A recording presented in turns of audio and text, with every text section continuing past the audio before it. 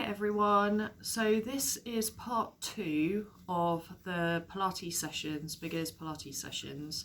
Part 1 is already on here, so if you haven't accessed that, it's a half an hour workout, then go back and do it.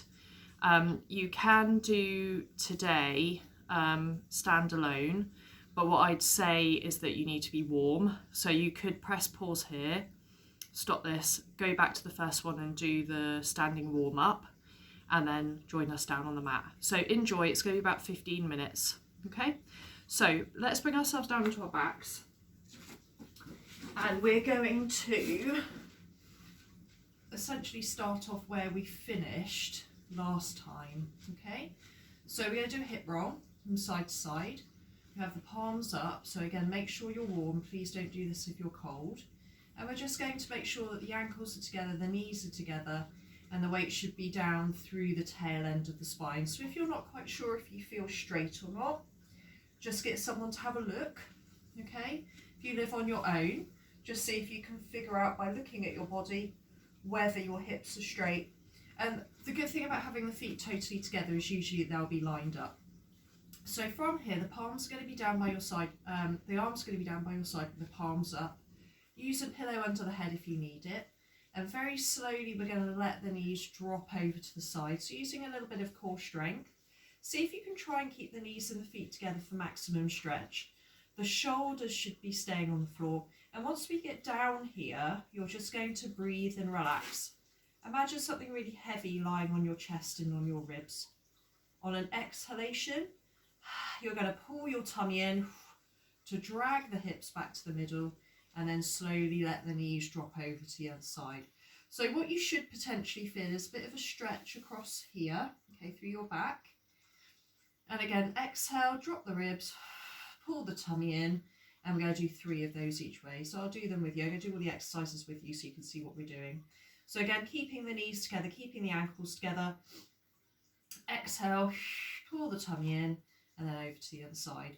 So it might feel to you that one side is a little bit tighter than the other. That's absolutely fine. That's quite normal.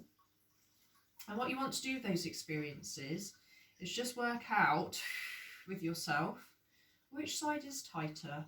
So for me, lying over this way is actually really nice for my back. So I might want to drop this leg over the top to increase the stretch.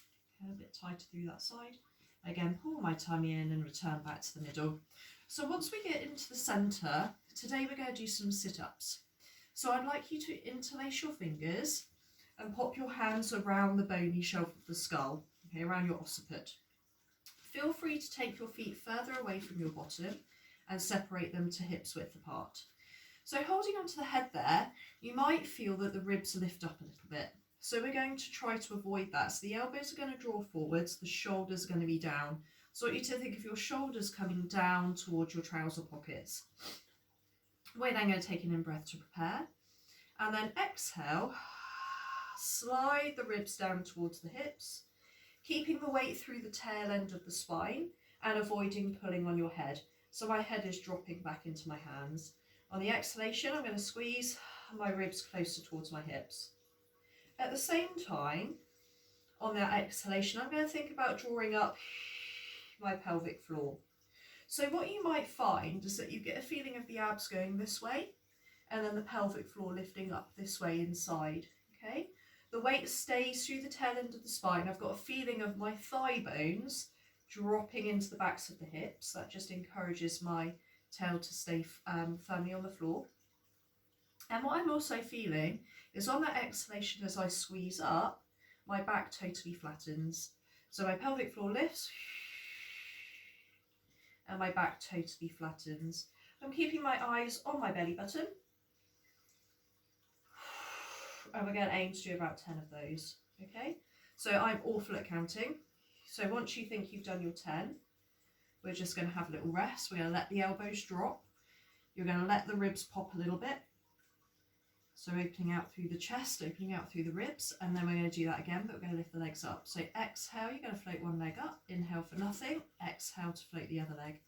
So what I want you to feel is as you lift that second leg up, so if you've gone with it straight away, great, But what we want to avoid is any kind of popping of the back as we lift the leg up, so using our core strength. So we're going to do exactly what we did again. We're going to have the inside edges of the feet together, the knees apart, and on the exhalation, squeeze the ribs down to the hips, lift the pelvic floor. So again, 10 sets of these, closing the front line of the body, and again being mindful that the elbows are forwards, the shoulders are down, so it almost feels like the armpits are pulling down towards your trouser pockets. Again, folding the ribs down towards the hips, backing off on the in-breath a bit. Exhale, coming back up again. Still keeping the weight through the tail. So what I'd say here is that if that's difficult for you, if your back hurts, draw your knees closer in, because that will help you get your back a bit flatter. And again, once you've done your 10, again, not able to count, couple more.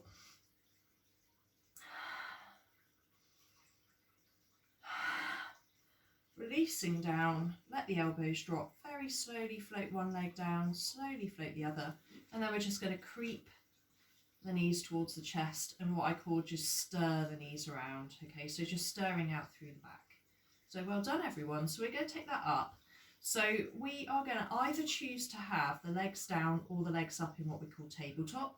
You're going to interlace the fingers, hold on to the head again, and then we're going to take it into some oblique twists. So this time, again, the pelvis stays anchored through the tail. Exhale, you squeeze the ribs down to the hips. Inhale for nothing. Exhale, we cross the diagonal. Inhale back to the middle. Exhale to the other side. Back to the middle. Exhale to the other side. So just gently rotating across. Seeing again if you can imagine that you're doing upper corset. The slower you go, potentially the harder you will feel you work. The head should constantly drop back into the hands. The pelvic floor should lift. And then if you want to speed it up, that's absolutely fine. Release back down. Stretch the legs out momentarily. Stretch the arms. Let the ribs lift a little bit so you can see now I've got a gap under here. It's opening out through my tummy. Okay. And then we're going to take that. So the next option is slightly more advanced. So this is a bit of quite a lot of core stuff, isn't it? So just having a little cheeky little stretch for my chest. So the elbows pulling out, a little bit of what I call angel's wings. And then we're going to float one leg up. Try and lift the other leg this time. Feel the weight through the tail, but keep the ribs heavy. Exhale to float the other leg. So I will do another video on using the legs to work transversus abdominis, obliques and centre, okay? So internal obliques. But anyway, that's for another day. So holding onto the head, we're going to take it into crisscross this time. This is advanced. You can do the exercise we did a moment ago if you need to. So fold the ribs to the hips, come on up. Inhale for nothing. Exhale towards the closing knee. Inhale back to the middle. Exhale to the other side. So we're going to take it nice and slow. Can you keep your waist flat? And can you, your back flat, can you keep your shoulder blades off the floor? And then when you're ready, we're going to speed it up. Keep going. Dig deep. Couple more. And then hugging the knees in towards the chest. Oh, stretching out through the arms and the legs again. And again, just be careful of this one. I'm going to do a little banana stretch. So I always remember pinging my back when I first ever did this because my back was quite weak. So we're going to take the legs slightly over to the side. We're going to take the arms over to the side, and you're going to make, you see I'm making a bit of a banana. Again, don't worry if you stretch and open through your ribs. That's okay to let them pop up. And then again, wiggle your legs over the other way. Take your arms over the other way and just stretch out. So can you feel the stretch through your tummy maybe at the front? Okay, so we are going to make our way over onto our tummies. Okay, so hopefully you'll be able to see what I'm doing. Let's do a quad stretch first, lying on our front. So hopefully this is familiar to you from your normal class. We're then going to do some work on our glutes, okay, lying on our tummies. Then we are going to do our dart. Okay, so I'm keeping it really simple. This is a beginner's session.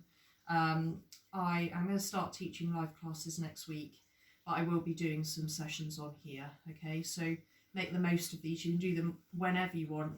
as and when you want. So to come over onto our tummy safely, let's roll onto our side. Use our arms and our elbows to transition over. Okay, so what I'll be doing is to talk to you, I'll turn my head so that you can hear me.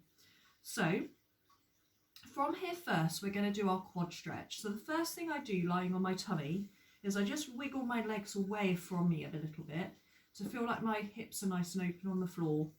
Then what I'm going to do is put my forehead on the top of one of my hands. I'm carefully going to reach down to take hold of my foot, okay? If you can't do that, then get hold of your sock or get hold of your trouser leg. What we are then going to do is we're going to do pelvic tilt. So I want you to elongate your tail and push your pubic bone down into the floor. That should then give you a stretch. If it doesn't, keep that feeling of pushing your pubic bone into the floor and then try to gently lift your knee off the floor as you reach the knee away. The knees shouldn't be too wide apart. Okay, so hopefully you'll get a decent stretch down the front of the thigh then. Don't force the heel too close towards the bottom and don't do any sudden movements. Okay, the knee needs to stay nice and stable. And then releasing off, so about 30 seconds to a minute. And let's do the other side. I'm going to turn my head the other way.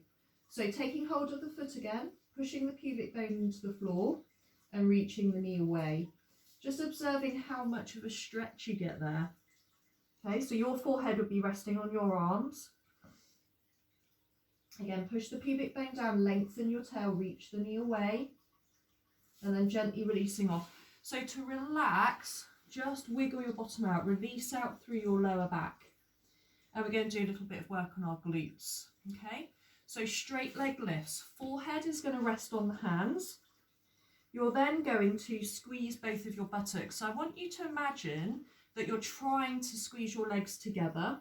Your bottom is working. And then essentially your kneecaps will come off the floor, okay? Your tummy is working a bit, your pelvic floor is lifting a little bit. And then on an exhalation, you're going to see if you can squeeze one of your buttocks even harder to lift the leg away from the mat. So it's quite a small lift. You can see it's quite small. Inhale to release back down.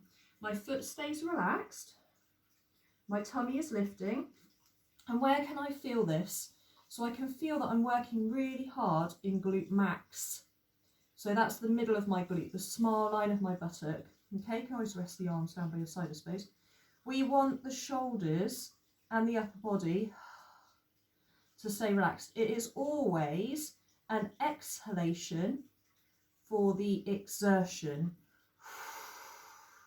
Okay, you should feel again that it's really hard work for the glutes. We're going to aim to do about 10 each side of these. So just keep it going.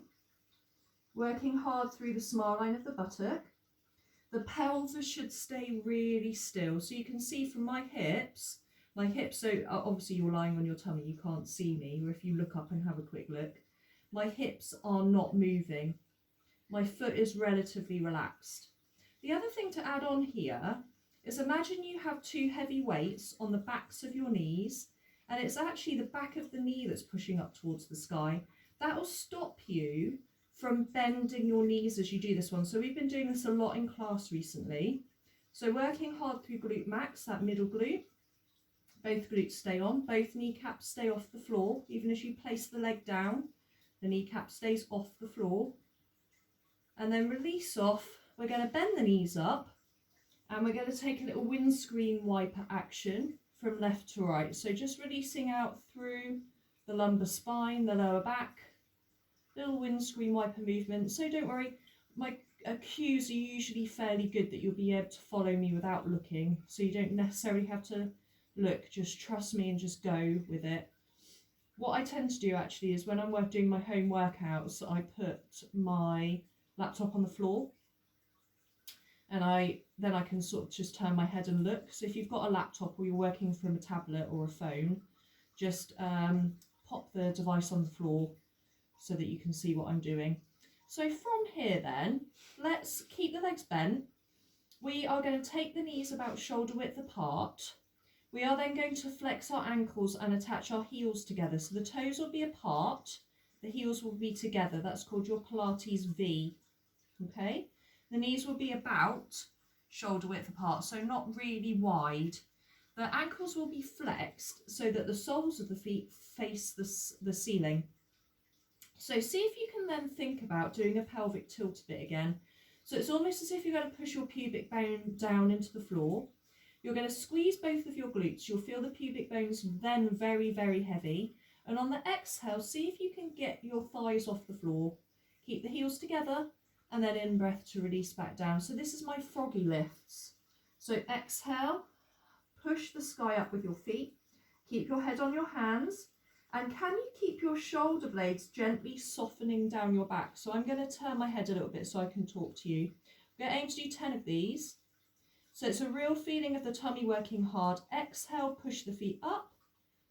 Inhale, release down. So exhale, push the feet up. Inhale, release down. Can you feel the work is even in both of your legs? If you can't, do you need to take one of your knees slightly further out? Do you need to bring one of your knees slightly further in? So just be aware of where you can feel the work in your glutes. Should feel even in both sides, potentially. So again, 10 of those. It should feel like it's really hard work. And keep the knees bent. Oh, I was cheating a bit then. So knees want to stay bent, so there's a little bit of hamstring work. And once you've done your 10, again, can't count, we're going to release the legs off. You're then going to give your bottom a good old wiggle from left to right. So from here, everyone, we're starting to wrap things up now. So we're going to push ourselves up onto the hands and the knees. And we're going to do a skiing cat. So I'd like you to take your right hand in front of your left hand, your feet off to the left, and on the exhalation, pull the belly up, the shoulders are down. You're going to round your spine up into a cat, release the head, release back through and swap onto the other side. So take your feet off to the right, take your left hand in front of your right, round the spine up, gently push the floor away but keep the shoulders down.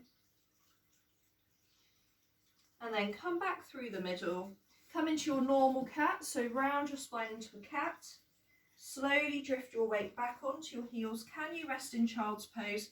If that's too much for the knees, tuck the toes under so there's less range in the knee. And then just release the head down. Weight is right on the very top of the forehead. If you want to do a diagonal reach here, you can. So taking one arm across the diagonal.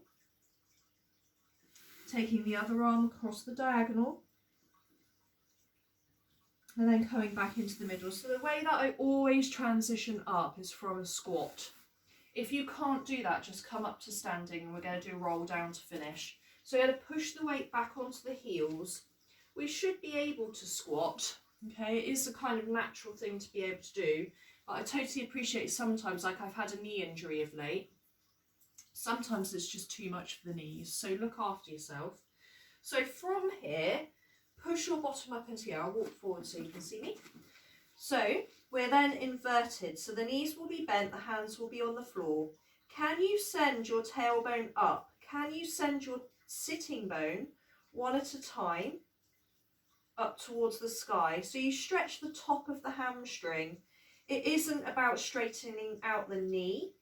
It is about getting your bottom up into the air. Okay? Pause, and on an exhalation, roll ourselves slowly up. You're not going to be able to see me now. And you're just going to stand up there for me, okay? So stand, listen to what I'm saying now because you won't be able to see me because of the orientation of the camera. So I'm going to pretend I'm standing. To finish, you're going to reach the arms up towards the sky on an inhale. Reach your one arm and potentially lift the opposite heel. Same thing on the other side. So reaching up, I call this cupboard reach. So those of you that I teach regularly, this should be familiar. And let's just bring the palms and the thumbs towards the heart. And let's leave it there for today. Thank you very much, everyone. Please come back and see what else I've got going on. I will be posting other little videos on here, little snippets and hints and tips. Probably mostly surrounding movement for now and Pilates, because I want to build up a little bit of a base of things for clients and non-clients to be able to do, especially if you're locked down. And if you've never done Pilates before, just give this a go, see how you get on. If you experience any pain or discomfort, it's usually because of misalignment. So potentially if you're doing this at home on your own, I would always say to have a think about doing it in front of the mirror. If you experience pain, check what's going on with your alignment. Is it good? And if you've got somebody there that you can just say, look, could you just have a look and make sure I'm straight and my feet in the right place, those sorts of things, just basic alignment of the joints, then that's always really good. But have a wonderful day. I hope whatever you're doing today, even if you're stuck at home, you've got some magical things to be able to do. So take care, everyone, and I will see you back at the mat soon. Namaste.